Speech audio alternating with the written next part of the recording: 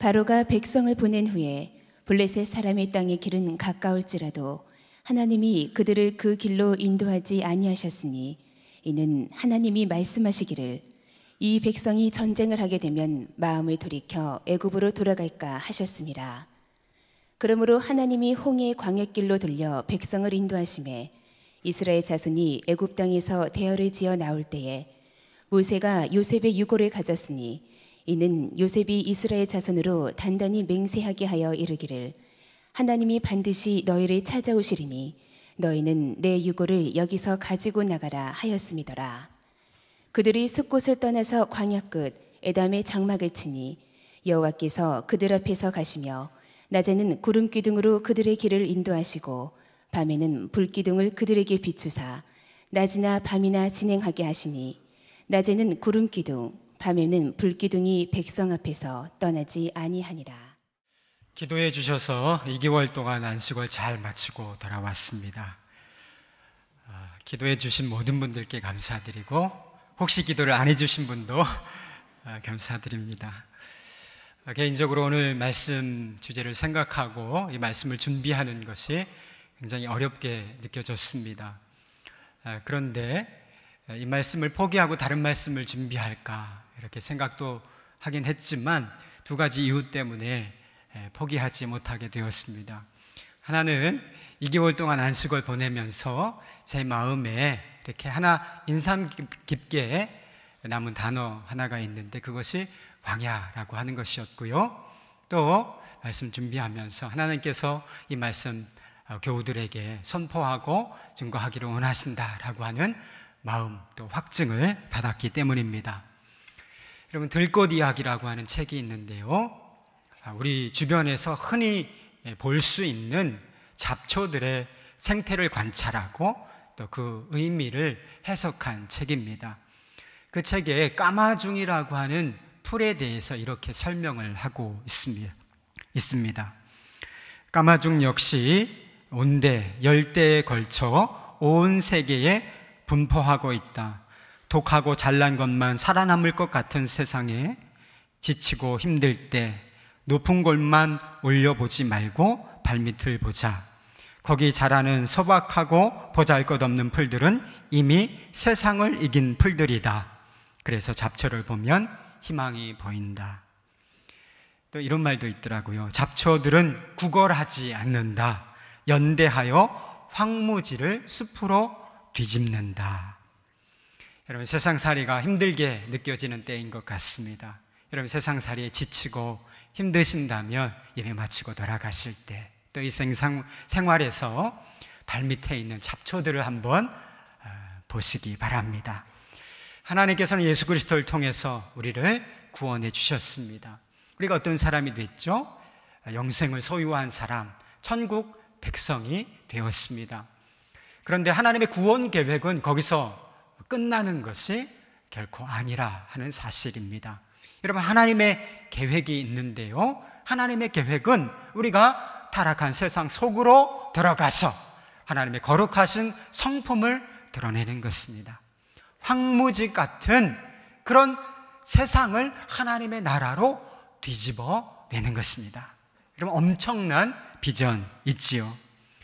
복음서를 보면 예수님의 12 제자들 그리고 초대교회 성도들은 잡초 같은 인생들이었습니다. 보잘것없는 그런 지위나 직업이나 형편을 가진 그런 사람들이었다는 거예요. 비주류 인생, 밑바닥 인생이다 그렇게 말할 수도 있겠습니다. 그러나 그들은 잡초 같은 생명력으로 살아가고 있었습니다. 그들은 유대인들과 또 로마 정부로부터 짓밟히고 또 짓밟혔지만 강력한 생명력으로 살아남았습니다. 핍박과 순교가 찾아왔지만 굴하지 않고 도리어 그것 때문에 복음은 더 널리 퍼져나갔다라고 하는 사실이 있지요. 결국 어떻게 됐지요? 예수 그리스도의 생명의 능력으로 세상을 뒤집어 냈다라고 하는 것입니다. 여러분 우리가 사는 세상이 참 거칠게 느껴지시지요? 그리고 그 거친 세상을 살아가고 있는 나 자신을 그 세상에 비추어 보면 너무 연약하고 또 부족하다라고 하는 것을 느끼게 됩니다. 그래서 많은 사람들이, 많은 그리스도인들이 세상 속에서 그냥 살아남는 것만 해도 다행이다, 그런 마음을 가지고 살아가는 것 같습니다. 하나님께서 거룩한 비전을 보여주셨음에도 불구하고 그냥 이 세상에서 근근히 살아가는 이 생존을 목표로 하는 사람들이 참 많이 있다라고 하는 것이죠. 그러나 하나님께서는 우리가 잡초 같은 생명력을 가진 그리스도인으로 거듭나기를 원하십니다. 세상을 뒤집어내는 그리스도인으로 살기를 바라신다 하시는 겁니다. 오늘 본문 말씀은 이스라엘 백성들이 출애굽할 때의 이야기입니다. 하나님께서는 이스라엘 백성들이 애굽 땅에서 노예 생활하면서 고통당하는 것을 보시고 모세라고 하는 이 탁월한 지도자를 세우시고 그들을 애굽 땅에서 구출해 내셨습니다. 여러분, 이스라엘 백성들이 애굽에서 나올 때 어떤 기대, 어떤 소망이 있었겠습니까? 애굽에서 종살이하면서 무시도 당하고 참 힘든 일이 너무나 많았는데 이제 고생 끝나는 거구나, 이제 행복 시작이겠구나 라고 하는 기대를 가지지 않았겠습니까? 그런데 하나님께서는 이 이스라엘 백성들을 어렵고 힘든 광야의 길로 인도하셨다라고 하는 것을 보게 된다는 거예요. 여러분, 가나안 땅으로 들어가는 가장 빠른 길은 이 블레셋 땅을 직선거리로 통과해서 가는 길이었습니다. 한 240km 정도 되었으니까 한 열흘 정도, 열흘 안팎이면 도달할 수 있는 그런 거리였다라고 하는 것이죠. 그러나 하나님께서는 이스라엘 백성들을 메마르고 또 온갖 문제, 난관이 기다리고 있는 광야의 길로 인도하셨다라고 하는 것을 오늘 말씀 속에 볼 수 있다는 것입니다. 왜 하나님께서는 가깝고 편해 보이는 길을 놔두고 굳이 이렇게 험난하고 멀고 어려운 길로 이스라엘 백성들을 인도하셨을까요? 그 이유가 17절에 나옵니다. 17절 말씀 제가 읽겠습니다. 바로가 백성을 보낸 후에 블레셋 사람의 땅의 길은 가까울지라도 하나님이 그들을 그 길로 인도하지 않으셨으니 이는 하나님이 말씀하시기를 이 백성이 전쟁을 하게 되면 그 마음을 돌이켜 애굽으로 돌아갈까 하셨습니다. 여러분, 블레셋 땅으로 통과해서 가는 그 길은 가까운 길이기는 했지만 그렇다고 그냥 지나갈 수 있는 길이 아니었다라고 하는 것입니다. 필히 이 블레셋 사람들과 전쟁을 할 수밖에 없을 것인데 갑작스럽게 준비되지 않은 상태에서 전쟁을 만나게 되면, 블레셋 사람들과 전쟁을 하게 되면 마음이 콱 졸아들어서 자신들이 종살이하던 그 애굽 땅으로 돌아가려고 할 것이 너무나 뻔했기 때문에 그들을 이 광야의 길로 인도하셨다라고 하는 것입니다. 그러니까 이 갑작스러운 전쟁을 감당하기에는 이스라엘 백성들이 너무나 준비가 안 되어 있고 그리고 그들의 체질이 너무나 연약했다 하는 것입니다. 하나님께서는 이스라엘 백성들이 가나안 땅에 들어가기 전에 그들의 체질을 강화시켜 주시기를 원하셨습니다. 그래서 그 훈련의 장소로 택한 곳이 어딘가? 바로 광야라 하는 것입니다. 저처럼 체질이 몹시 약한 사람이 있었습니다. 이 사람은 소화기관이 약해서 늘 잘 먹지를 못했고요. 그리고 천식으로 고통받는 그런 사람이었습니다. 이 사람 늘 하나님께 그렇게 기도했다고 해요. 자신이 좀 건강해지기를 하나님께 늘 기도하는 사람이었습니다. 그런데 이 사람이 집으로 출입하는 길에 아주 거대한 큰 바위가 하나 놓여 있었다고 합니다. 그런데 그 바위 때문에 집으로 이렇게 곧장 들어가지 못하고 불편한 마음이 늘 그 마음 가운데 있었다는 거예요. 그런데 어느 날 하나님께서 그 사람에게 그런 감동을 주셨다고 합니다. 또 아침 저녁으로 그 돌을 한번 밀어보거라, 이런 감동을 주셨다 그래요. 그 사람이 생각하기를 이렇게 돌을 미는 방법으로 어떻게 하든지 이 돌을 치워주시겠구나, 그런 생각을 하게 되었다는 거예요. 그래서 작정하고 아침 저녁으로 돌을 밀었다는 것입니다. 아침에 나갈 때 돌 밀고, 들어올 때 돌 밀고, 이렇게 돌을 계속 1년 동안 밀었다 하는 것이죠. 1년 동안 돌을 밀었지만 그 돌은 꿈쩍도 하지 않았습니다. 그래서 짜증이 났어요. 원망하는 마음이 생겼습니다. 그래서 하나님께 이렇게 말했다고 합니다. 하나님, 돌을 밀어보라고 말씀하셨잖아요. 1년 동안 돌을 열심히 밀어보았지만 돌은 치워지지 않았습니다. 하나님께서 뭐라고 대답하셨을까요? 내가 돌을 밀어보라고 그랬지 언제 치우라고 했느냐? 대신 너 가서 거울을 보거라. 거울을 보는데 아침 저녁으로 그 돌을 이렇게 밀었기 때문에 팔에 힘이 들어가고 가슴에 근육이 생기고, 그리고 정말 천식 때문에 고통이 많았는데 그 천식이 사라졌다라고 하는 것을 그가 깨닫게 되었다라고 하는 것입니다. 여러분의 삶에 뜻하지 않게 굴러들어온 돌이 있습니까? 그렇다면 여러분 피하지 마시고 아침 저녁으로 한번 밀어보시기를 축복합니다. 우리는 모든 것이 적절하게 맞추어진 그런 환경을 원합니다.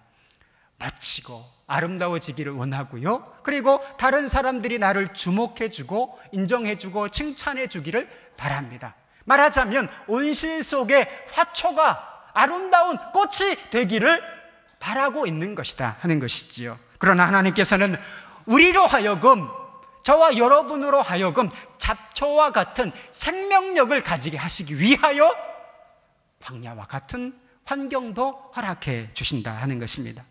물론 이 광야라고 하는 환경이 우리를 자동적으로 잡초와 같은 생명력을 가진 사람으로 만들어내는 것은 아니지만 그렇게 훈련받을 수 있는 그런 환경을 제공한다는 것은 분명한 사실이라 하는 것입니다.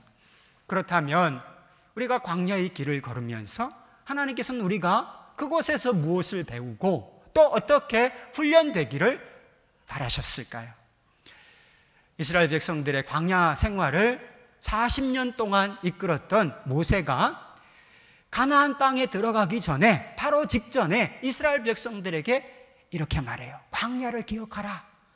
신명기 8장 2절부터 3절 말씀입니다. 내 하나님 여호와께서 이 40년 동안 내게 광야의 길을 걷게 하신 것을 기억하라. 이는 너를 낮추시며 너를 줄이게 하시며 또 너도 알지 못하며 내 조상들도 알지 못하던 만나를 내게 먹이신 것은 사람이 떡으로만 사는 것이 아니요 여호와의 입에서 나오는 모든 말씀으로 사는 줄을 내가 알게 하려 하심이니라. 아멘. 여러분, 너를 낮추시며 라고 하는 말씀이 있는데요, 광야가 어떤 곳이라 하는 것이죠? 낮아지는 곳이다 라고 하는 뜻입니다. 대부분의 사람들은 노골적으로 이렇게 그것을 드러내는 사람은 적지만 마음속으로 그렇게 생각하며 사는 것 같습니다. 괜찮은 사람이라고 생각해요. 아, 이 정도면 외모도 괜찮고 이 정도면 성격도 괜찮지 않나, 그리고 신앙생활도 이 정도면 괜찮은 거지, 잘하는 것이지, 이렇게 생각하며 살아가는 사람들이 많다라고 하는 거예요. 여러분들 그러시죠? 노골적으로 대답하기가 좀 어려우시죠? 그러나 착각입니다, 이게. 그런데 자기가 하는 일이 잘 되고 또 성공하고 인정받게 되면 이 착각은 풍선처럼 부풀어 오르기 시작한다는 거예요. 공갈빵처럼 부풀어 오른 마음, 부풀어 오른 영성을 가지게 된다는 것이죠. 그런데요, 이것이 생명의 근원이신 하나님과 우리를 멀어지게 만든다라고 하는 사실을 아는 사람은 그렇게 많지 않은 것 같습니다. 여러분, 짐 콜린스라고 하는 사람이 Good to Great라고 좋은 기업을 넘어 위대한 기업으로 라고 하는 제목의 책을 썼습니다. 그런데 그 책에 이런 대목이 있다 그래요. 여러분, 위대한 기업이 어떻게 몰락의 길에 접어드는가? 여러분, 위대한 기업이 왜 망하는 길로 들어서는 것이지요? 성공에 취할 때 몰락의 길에 접어든다는 것입니다. 그러니까 어렵고 힘들고 어떤 난관이 있을 때, 경기가 어렵고 이럴 때 그 위대한 기업이 몰락의 길에 접어드는 것이 아니라 자신들이 거둔 성공에 취하고 자만해질 때 아무리 글로벌 기업이라도, 위대한 기업이라도 몰락의 길에 접어들 수밖에 없다라고 하는 것입니다. 여러분, 세상의 기업도 자만하면 몰락의 길에 접어들진데, 우리 예수 믿는 사람들이 자만하면 우리 그리스도인들의 삶이 몰락의 길로 접어들 것은 분명한 이치가 아니겠습니까? 그리스도인들에게, 예수 믿는 사람들에게, 저와 여러분들에게 몰락이란 무엇입니까?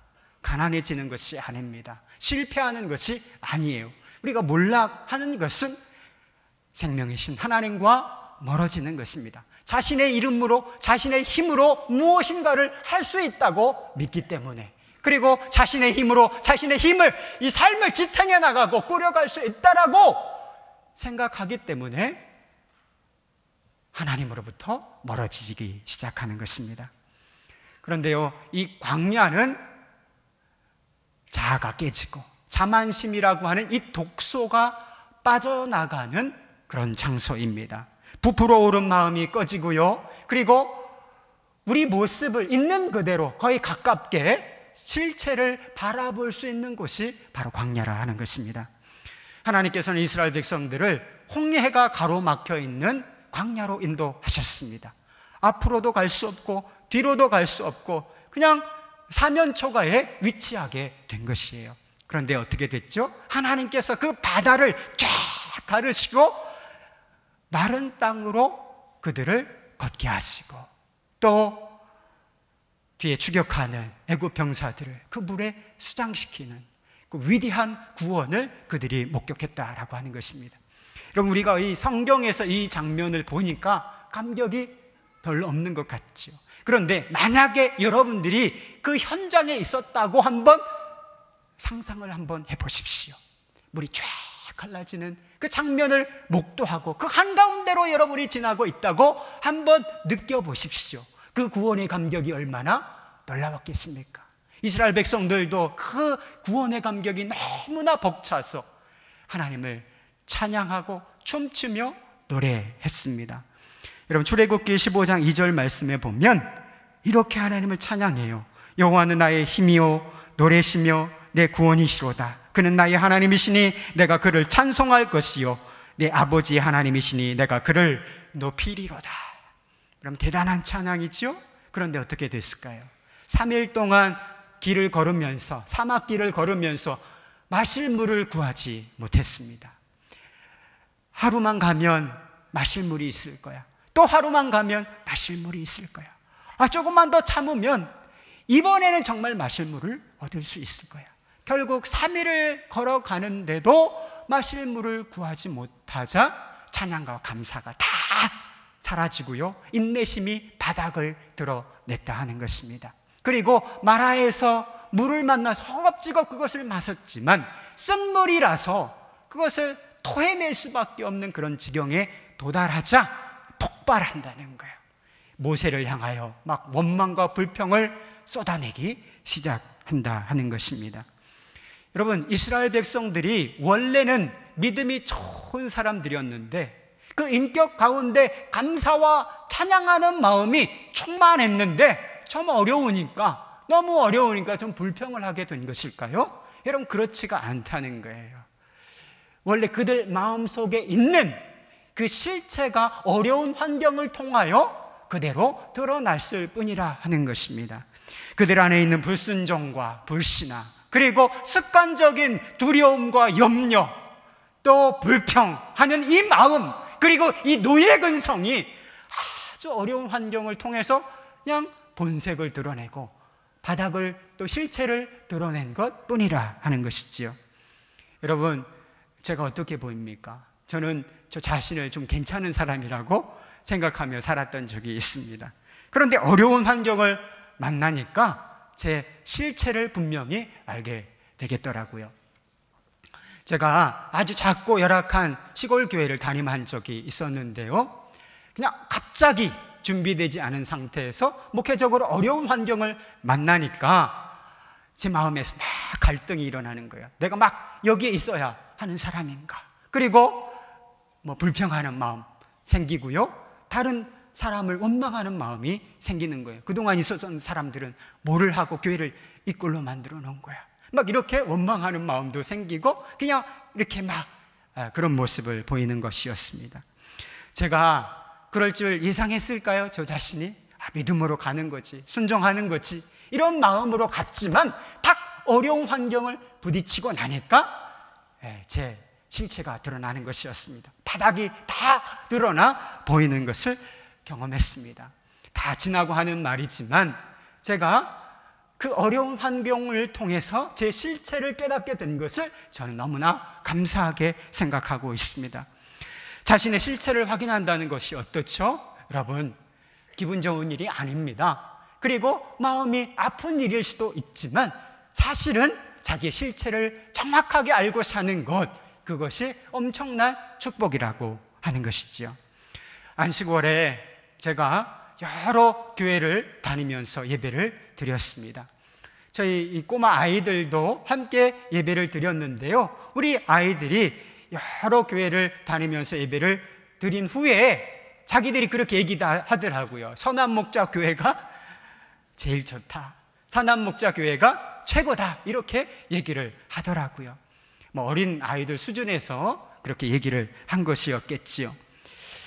여러분, 저희 교회 좋은 교회라고 믿으십니까? 그렇지요. 제가 선한목자교회에서 부목사로 사역을 하고 있습니다. 혹시 정말 나이가 젊은 목회자들 중에는 제 위치를 아마 부러워하는 분들도 있을지 모르겠습니다. 나도 저 교회에 가서 저 목사님처럼 부목사로 사역을 했으면 좋겠다, 좀 배워봤으면 좋겠다, 이런 마음을 가지고 있는 그런 목회자들도 혹시 있을지 모르겠습니다. 그런데요, 저는 선한목자교회, 좋은 교회의 부목사라고 하는 것이 저의 실체라고는 생각하지 않게 되었습니다. 제 실체는요, 제가 하나님 앞에서 어떤 마음을 품고 사는가, 제가 지금 하나님과 제가 어떤 관계를 맺고 있는가라고 하는 것이 제 실체라고 하는 사실을 분명히 깨닫게 되었기 때문입니다. 여러분, 여름날에 가끔 먹구름이, 아주 짙은 먹구름이 태양을 가리는 때가 있습니다. 태양이라고 하는 분명한 실체가 있는데 그 먹구름 때문에 그 실체가 잘 보이지 않는 경험, 여러분 아마 해보셨을 거예요. 여러분, 하나님 살아계시다고 믿습니까? 하나님의 분명한 실체라고 믿으십니까? 그런데도 왜 우리 눈에는 도대체 하나님이 보이지 않는 것일까요? 그것은요, 우리 마음속에 자만심이라고 하는, 교만이라고 하는 먹구름이 존재하기 때문입니다. 우리 눈에 자만심이라고 하는 콩깍지가 끼어 있기 때문에 하나님께서 분명한 실체로 존재하심에도 불구하고 하나님을 발견할 수 없는 문제를 우리가 가지고 있는 것입니다. 그러나 광야의 혹독한 길을 걸으면서 이 자만심의 먹구름이 사라지기 시작하면 내가 아무것도 아니구나, I'm nothing 이라고 하는 이 진리를 깨닫게 되면 그때부터 하나님이 보이기 시작한다는 거예요. 그래서 광야란 어떤 곳이지요? 하나님을 발견하는 장소고, 또 살아계신 하나님을 의지하는 방법을 배우는 그런 장소가 바로 광야인 줄로 믿습니다. 여러분, 어린 외아들을 둔 부부가 있었다고 합니다. 그래서 이 아빠가 이 아이와 어떤 약속을 했는데 이 아이가 약속을 잘 지키지 않는 거예요.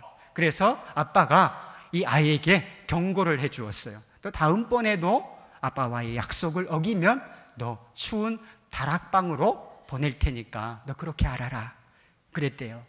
근데 아이들이 뭐 약속 엄청 잘 지킵니까? 그렇지 않죠.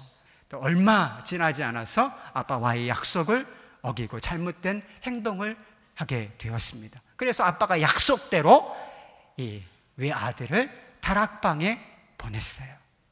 추운 겨울날이었는데 부부가 막 마음이 아픈 것이었습니다. 아내는 남편의 아파하는 마음, 안타까운 마음을 이해하고서 남편에게 이렇게 얘기했다는 것입니다. 당신 마음은 아프겠지만 지금 그 애를 다락방에서 데려오면 그 애는 앞으로 당신의 말을 듣지 않게 될 거예요. 당신 말이 옳아. 그렇지만 그 애가 지금 얼마나 춥고 무서울까. 그래서 결국은 이 아빠가, 남편이 일어나서 다락방으로 갔습니다. 다락방으로 가서 이렇게 웅크리고, 너무 추워서 웅크리고 자고 있는 이 아이 옆에 누워서 아이에게 팔베개를 해주고 자기의 따뜻한 체온으로 아이를 녹여주었습니다. 이 아들은 아빠의 사랑에 감격해서 눈물을 흘렸다는 이야기가 있습니다. 여러분, 아들을 추운 다락방으로 보내야 했던 아빠의 마음을 이해하시겠습니까? 그리고 그 아들이 안타까워서 그 아들을 쫓아가 다락방에 함께 누웠던 이 아빠의 마음을 이해하시겠습니까? 여러분, 이것이 누구의 마음이죠? 바로 우리를 사랑하시는 하나님 아버지의 마음인 줄로 믿습니다. 하나님께서는 우리의 불순종, 불신앙이 바로잡아지기를 원하세요. 그래서 우리를 뜻하지 않게 단절되고 차가운 다락방 같은 곳으로, 우리를 광야와 같은 곳으로 인도하시기도 하시지요. 그러나 하나님께서는 그 순간에도 우리를 홀로 버려두시지 아니하시고 우리와 항상 함께해 주신다 하는 것입니다. 비록 필요한 것들의 공급이 끊어지고 사람들과의 관계가 단절되고 사람들의 관심, 사람들의 사랑, 이것이 끊어지고 중단되는 한이 있을지라도 우리와 함께 하시는 하나님의 그 사랑과 은혜는 결코 끊어지는 법이 없다 하는 것입니다.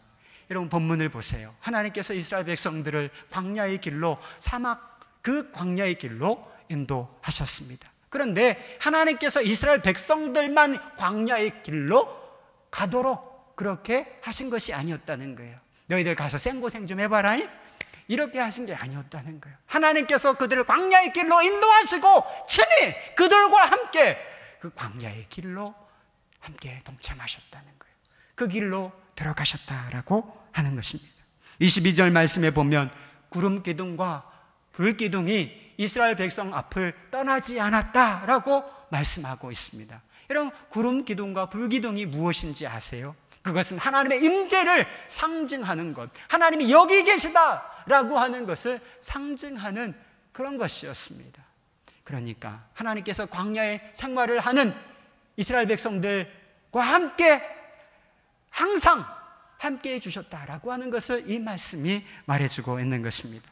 이런 광야는 춥고 배고프고 외롭고 위험스러운 것입니다. 장애와 난관이 채비한 곳, 그것을 광야라고 부르지요. 그런데요, 하나님께서는 그 정말 척박하고 어려운 광야길 가운데서 이스라엘 백성들을 만나 주셨다는 거예요. 홍해가 앞을 가로막고 있어서 앞으로도 갈 수 없고 뒤로도 갈 수 없고 사면초가 어떻게 해야 하나는 난감한 처지에 있을 때, 두렵고 불안한 처지에 있을 때 하나님께서는 홍해를 갈라주셨습니다. 이스라엘 백성들을 홍해를 갈라주시는 하나님을 만난 거예요. 주님, 배가 고파요, 배가 고파요, 먹을 것이 없습니다. 그들이 절규하고 부르짖었을 때는 하나님께서 만나를 내려주셨죠. 만나를 내려주시는 하나님을 만났다는 것입니다. 그리고 오늘은 어디로 가야 하나, 또 내일은 어디로 가야 할 것인가, 하루하루가 막막하고 어디로 가야 할지 모를 때 구름 기둥과 불 기둥으로 인도하시는 하나님을 만났다 하는 것입니다. 그래서 이스라엘 백성들은 광야의 길을 걸으면서 그들을 보호하시고 인도하시고 구원하시고 그들의 필요를 공급해 주시는 하나님을 만났다는 거예요. 사랑하는 여러분, 이스라엘 백성들은 자신들의 힘으로는 아무것도 해볼 수 없는 곳에서 하나님을 만났습니다. 자신들의 능력으로는 쌀 한 톨 구할 수 없는, 땅초가리 하나 구할 수 없는 그런 광야의 길에서 하나님을 만났습니다. 그리고 사방을 둘러보아도 아무것도 바라볼 것이 없고 기대할 것이 없는 이 광야 한복판에서 하나님을 만났다라고 하는 것이죠.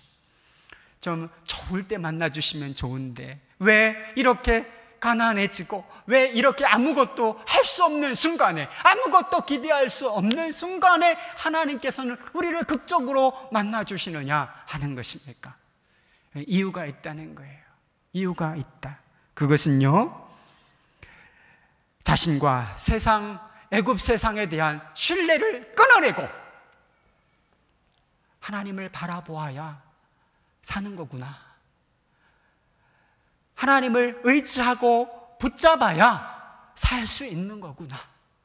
하나님이 생명줄이시구나 라고 하는 것을 그냥 그들 삶 깊은 곳에서부터 깨닫게 해주시기 위하여 광야의 길 가운데 그들을 만나주셨다 하는 것입니다. 여러분, 우리는 광야의 길에서 고통스러운 현실을 만납니다. 그러나 아무리 어렵고 힘들어도 하나님 붙잡으면 여러분 살 수 있는 것입니다. 사방이 막혀 있는 것 같아도 위를 바라보면 살 수 있고요, 내일은 어떻게 될지 모르는 이 막막한 상황 가운데도 생명이신 하나님을 붙잡으면 살 길을 찾을 수가 있는 것입니다. 결국은 끝나지 않을 것 같은 이 광야 생활을 끝내고 하나님께서 예비하신 이 축복의 땅 가나안 땅으로 들어갈 수가 있다는 말씀인 것입니다. 하나님께서 광야의 길을 통해서 깨닫게 해주고 싶으신 것이 바로 그 한 가지 진리이기 때문인 것입니다. 2007년에 윌 스미스라고 하는 배우가 주연한 그런 영화가 있는데요, 행복을 찾아서라고 하는 제목의 영화입니다. 이 영화가 어떤 영화냐면 크리스 가드너라고 하는 사람의 실화를 영화로 만든 그런 영화였습니다. 제가 그 영화를 봤는데요, 아주 감동적인 영화였습니다. 크리스 가드너는 가정폭력과 상처로 막 투성이가 된 그런 어린 시절을 보냈습니다. 그럼에도 불구하고 잘 자랐어요. 고등학교를 졸업하고 의료기 외판을 하면서 성실하게 열심히 살았지만 가난은 면치 못했습니다.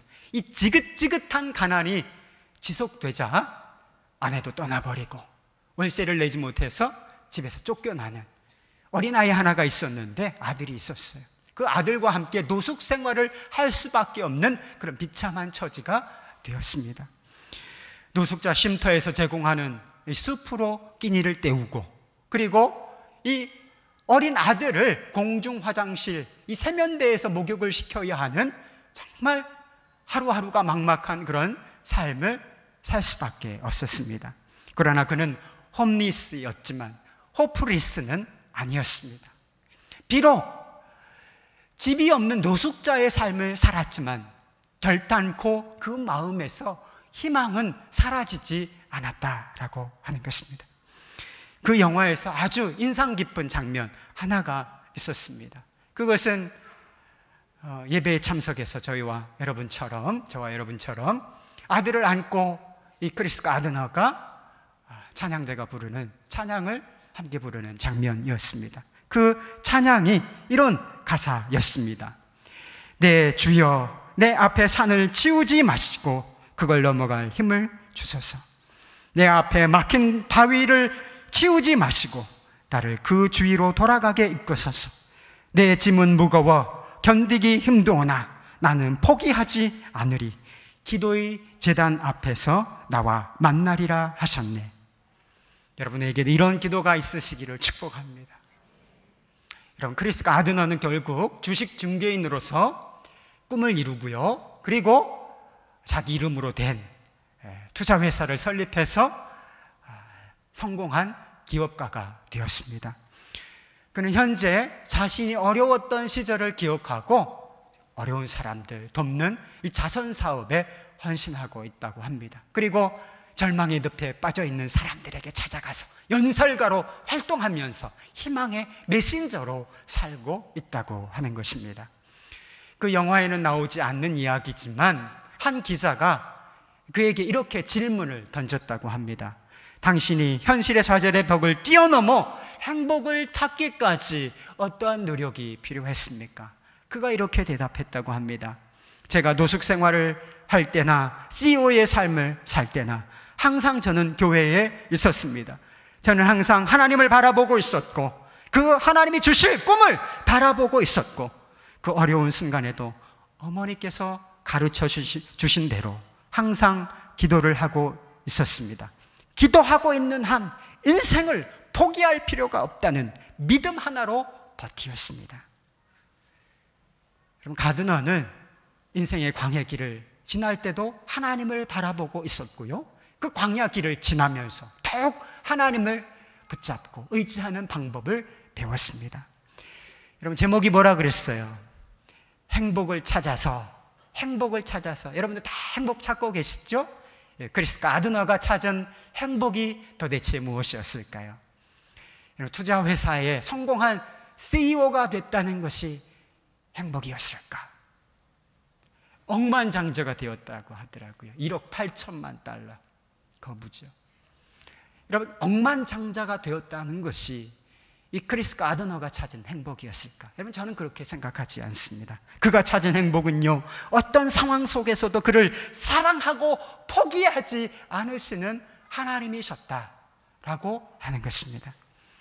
오늘 예배를 드리고 있는 분 중에 메마르고 척박하고 고통스럽고 외로운 길을, 이 광야의 길을 걷는 분이 혹시 계십니까? 메마른 환경 때문에 하나님을 갈망하는 마음, 하나님을 찾고 구하는 마음이 여러분 안에 일어나고 있다면 여러분 잘 가고 있는 것입니다. 하나님을 주목하여 바라보고 기도의 우물을 파고 또 파고 있다면 여러분 절대로 절망할 필요가 없는 것입니다. 왜냐하면 하나님께서는 그 갈망과 그 기도를 통하여 우리를 만나주시고 우리를 일으켜 주실 것이기 때문입니다. 그런 마음 가지고 계신 분도 혹시 있으실지도 몰라요. 하나님 언제까지입니까? 하나님 도대체 언제까지 가야 하는 것이지요? 앞이 보이지 않습니다. 기도도 해봤지만 소용도 없습니다.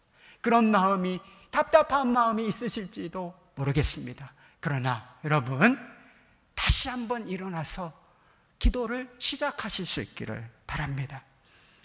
안식월에 여러 교회를 다니며 예배를 드렸다고 말씀을 드렸습니다. 그 중에는 저희 교회보다 더 크고 이름 있는 교회도 있었고 아주 작고 또 형편이 어려운 그런 교회도 있었습니다.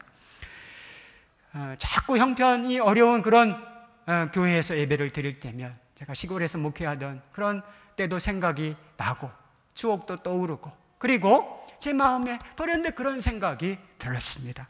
내가 온실의 화초가 되어가고 있는 것은 아닌가, 그런 생각이 제 마음 가운데 들었습니다. 물론 저희 교회에서 사역하는 것도 여러분 광야와 같은 측면이 있습니다. 제가 2개월 딱 안식월 마치고 돌아오니까 우리 사역자들 얼굴이 좀 누렇게 떴어요. 2개월 특별 기도회 섬기느냐고 아마 육신적으로 피곤했던 모양입니다. 그러나 아무리 그렇더라도 어려운 환경에서, 척박한 환경에서 고군분투하는 목회자들에 비하면 온실인 것이지요. 기도하면서 제 마음에 주님을 향한 갈급함, 주님을 향한 열정, 이런 것들이 제 마음속에 가득했을 때가 있는데 그것이 점점 사라지고 있는 것은 아닌가, 이 마음이 딱 드니까 눈물이 쏟아지는 거예요. 그래서 제 마음에 그게 깨달아지더라고요. 내 환경이 어떻든지 간에, 좋은 환경에 있든지 또 열악한 환경에 있든지 간에 내 마음에는 광야가 필요하구나, 광야의 마음이 필요하구나 라고 하는 것을 제가 깨닫게 되었습니다. 여러분, 광야와 같은 환경 속에 있어도 주님을 갈망하는 마음이 있다면 그것은 축복입니다. 이런 그 마음, 그 갈망하는 마음이 결국은 우리의 영혼과 삶을 푸른 초장과 같이 만들 것이기 때문입니다.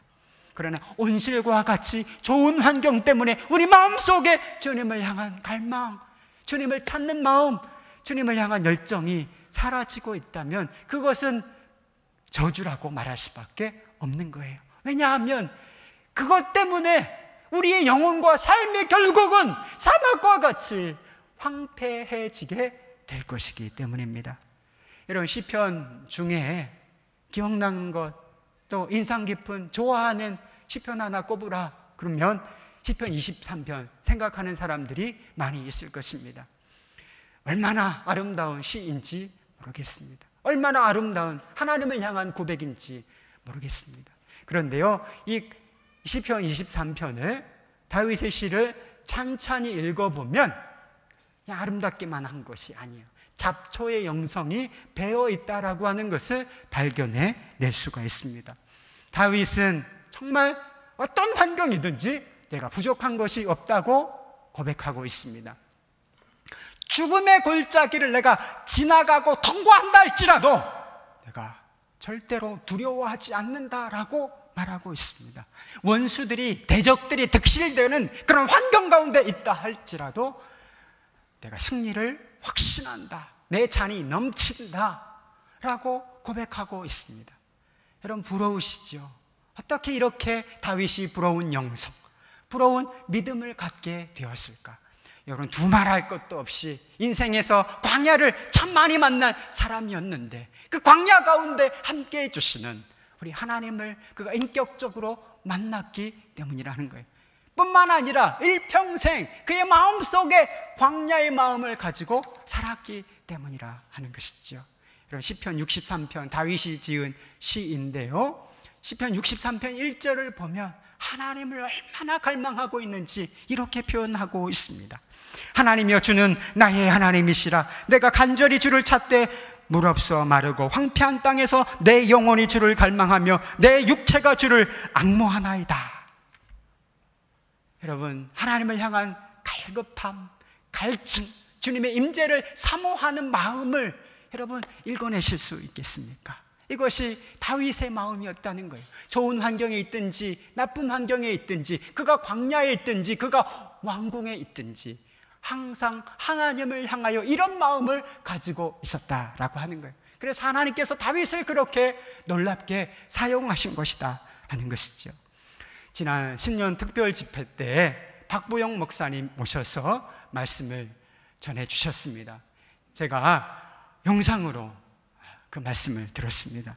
목사님께서 그런 말씀을 하시더군요. 만약 하나님께서 너 소원 한 가지 딱 말해봐라, 내가 들어줄게. 그런다면 하나님, 제가 메맞고 억울하고 굶던 그 시절로 제가 돌아가고 싶습니다. 그 시절이 어떤 시절이에요? 노숙자들과 함께 쓰러져가는 그 집에 살면서 먹지 못하고 굶주리고, 그리고 씻지 못해서 냄새가 풀풀 나던 그 시절, 그리고 술 먹고 행패 부리는 노숙자들에게 발로 채이던 그 시절, 그 시절로 돌아가고 싶습니다. 주님, 제가 그렇게 말씀을 드릴 거라 하는 것이었어요. 여러분, 목사님께서 그 길로, 그 광야 시절로 돌아가고 싶다라고 하는 것은 고난과 고통을 좋아한다, 사랑한다 라고 하는 의미는 결코 아니었을 것입니다. 이런 고난과 고통을 좋아하는 사람이 누가 있어요? 그럼에도 불구하고 그 고난의 광야로 돌아가고 싶다는 마음이 간절한 것은 그 고난의 광야에서 만난 하나님이 있으셨기 때문입니다. 노숙자 중에 당뇨병에 걸려서 다리가 퉁퉁 붓고 이렇게 썩어가는 그런 분이 계셨다고 하죠. 너무 고통스러우니까 목사 이리 와봐 이러면서 기도 좀 해달라고 요청을 했다고 하지요. 목사님께서 그 다리를 붙잡고 하나님, 이 다리를 제 다리와 바꿔주십시오 라고 눈물을 흘리며 기도를 하셨다고 했습니다. 그런데요, 아침에 일어나 보니까 그 다리가 붓기가 빠지고 나아 있었다 하는 것입니다. 목사님께서 안성에서 13년간을 목회를 하셨는데 교인이 단 한 명도 없었다라고 말씀하셨습니다. 여러분, 목사에게 교인이 단 한 명, 성도도 단 한 명도 없다는 것은 거의 죽음이나 마찬가지입니다. 그것도 13년간이나.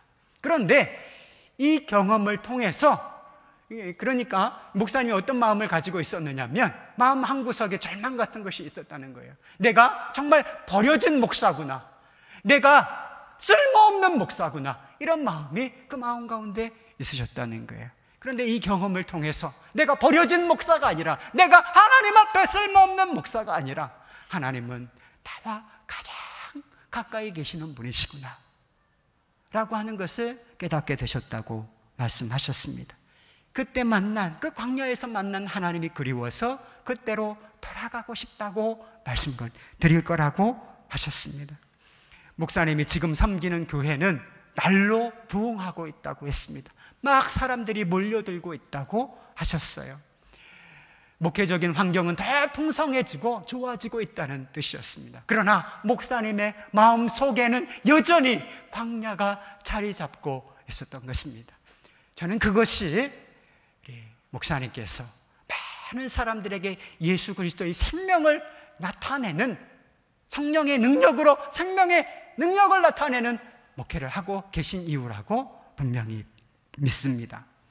여러분, 사람들은 가깝고 편하면 좋은 길이라고 생각합니다. 그러나 예수 믿는 사람들에게는 좋은 길이란 무엇일까요? 예수 믿는 사람들에게 좋은 길이란 하나님과 가까워질 수 있는 길인 것입니다. 하나님과 친밀해질 수 있는 길이, 그 길이 최선이고 그 길이 가장 좋은 길이라 하는 것입니다. 어떻게 강해질 수 있을까요? 생명이신 하나님과 친밀해지고 가까워지면, 내 피부에 와닿도록 주님의 임재가 현실이 되면 이런 강력한 생명력을 가진 사람으로 우리가 성장하고 거듭날 수가 있는 것입니다. 사랑하는 여러분, 주님의 임재를 갈망하시기 바랍니다. 주님의 임재를 갈망하는 그 자리가 광야라 하는 것이죠. 인생의 광야 길에서, 그리고 마음속 광야 속에서 우리와 함께 해주시고 우리와 너무나 가까이 계시는 우리 주님을, 우리 거룩하신 하나님을 만나실 수 있기를 바랍니다. 하나님 한 분만 바라보고 의지함으로 잡초 같은 강력한 생명력을 가진 그리스도인으로 거듭나시기를 우리 주님의 이름으로 축복합니다. 그럼 함께 기도하십시다. 광야의 길이 어렵게 느껴지죠. 그러나 하나님 허락하신 광야의 길이라면 이 길을 제가 받아들일 수 있도록 역사해 주십시오 라고 기도했으면 좋겠습니다. 아무것도 보이지 않아도 주님만 바라보게 하시옵소서. 아무것도 의지할 것이 없으니 주님을 붙잡고 의지할 수 있는 믿음을 제게 불어넣어 주시옵소서. 주님을 갈망하게 하소서. 주님을 더욱 갈망하게 하여 주시옵소서. 이 광야가 나는 죽고 예수의 생명으로 사는 축복의 자리가 될 것을 믿습니다. 우리 통성으로 기도하십시다. 거룩하신 하나님 아버지, 역사해 주시옵소서. 우리가 광야의 길을 걸을 때도 주님께서 함께해 주시고 우리와 동행해 주심을 믿습니다. 하나님 아버지, 하나님, 그 하나님만 붙잡을 수 있도록 역사해 주시옵소서. 하나님이 나와 함께 계시는 것을 깨닫고 만날 수 있는 놀라운 은혜를 허락하여 주시기를 간절히 원합니다. 하나님 아버지, 광야의 길을 걸으며 낙심하고 좌절하지 않도록 도와주시고 하나님 주목하여 바라보고 희망을 가질 수 있도록 도와주시고 일으켜주시는 하나님, 구원의 하나님, 나를 보호하시는 하나님, 나를 인도하시는 하나님을 만날 수 있도록 은혜를 베풀어 주시기를 소망합니다. 주의 성령으로 역사해 주시옵소서. 광야의 혹독한 길을 걷는 주의 성도들을 붙잡아 주시옵소서. 성령으로 하나님 함께하여 주시고 주님께서 함께해 주시고 계신 것을 분명히 깨닫고 알고 그 주님만 붙잡고 의지하여 강력한 생명력을 가진 그리스도인으로 거듭나는 역사를 허락하여 주시옵소서. 주님이면 충분한 삶을 살게 하여 주시옵소서. 예수님이 생명의 저절인 것을 알게 하여 주시옵시고 오직 예수님만 붙잡고 나아갈 수 있는 믿음의 성도들이 될 수 있도록 역사하시고 축복하여 주시옵소서. 오 주님, 우리를 붙잡아 주소서. 우리를 불쌍히 여겨 주시옵시고 하나님, 우리의 가정을 뒤집어내고 우리가 사는 직장과 세상을 뒤집어낼 수 있는 하나님의 사명자들로 살 수 있도록 역사하시고 축복하여 주시옵소서.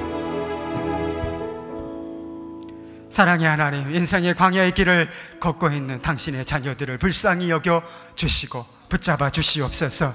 광야의 길을 때 주님 바라보는 믿음 잃지 않도록 역사해 주시고 그 믿음의 눈을 통하여, 그 신뢰를 통하여 우리와 함께 계시는 주님을 만날 수 있도록 주님 역사해 주시옵소서.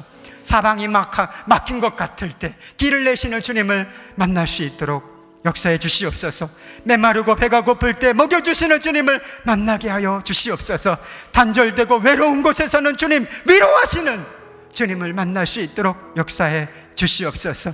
넘어지고 쓰러진 곳에서 다시 일으켜 주시는 주님을 만날 수 있도록 역사하여 주시옵소서. 그리하여 오직 주님만이 나의 구원이시고 나의 생명이심을 고백할 수 있도록 역사하여 주시옵소서. 이 광야의 길이 아무 쓸모없는 길이 아니라 나는 죽고 예수의 생명으로 사는 축복의 길이 될 것을 믿습니다. 이 시간 믿음과 감사의 고백을 담아 예물을 하나님께 올려드립니다. 우리의 마음을 받아주시옵소서. 눈물과 땀이 담긴 이 예물을 주님 받아주시옵시고, 이 예물이 하나님의 나라를 위하여 온전하게 쓰임받도록 역사하여 주시옵소서. 경제적으로 힘들고 어려운 형편에 있는 성도들을 주님 붙잡아 주시옵소서. 낙심하지 않게 하여 주시옵시고, 믿음으로 광야를 통과하게 하여 주시고, 시시때마다 먹여주시는 주님을 경험할 수 있도록 역사하여 주시옵소서. 성도들의 가정과 또 직장의 은혜를 베풀어 주시옵소서. 일터와 사업장의 은혜를 베풀어 주시옵소서. 어느 곳에 있든지 신실하게 진실하게 살 수 있도록 도와주시고, 가정과 직장에서 일터에서 예수님의 왕되심을 선포하며 살 수 있도록 도와주시고, 세상을 주님의 생명력으로 뒤집어내는 성도들이 될 수 있도록 역사하여 주시옵소서. 하나님, 성도들의 하나님 삶의 은혜를 베풀어 주시옵소서. 특별히 명절입니다. 가족이 화목할 수 있도록 역사해 주시고, 어떤 이유로든지 깨지고 갈라진 관계가 주 예수 그리스도의 십자가의 보혈의 능력으로 회복되게 하여 주시옵소서. 회복될지어다. 한국교회가 세상의 소금과 빛으로서 거듭나도록 역사해 주시고, 교회의 지도자들이 정결한 거룩한 하나님의 은혜의 통로가 될 수 있도록 역사해 주시옵소서. 파송된 선교사님들에게 복음의 능력을 주시고, 북한 땅에 하나님의 영광이, 하나님의 나라가 회복될 수 있도록 역사하여 주시옵소서. 우리의 생명이시고 구원이신 우리 주 예수 그리스도의 이름으로 기도합니다.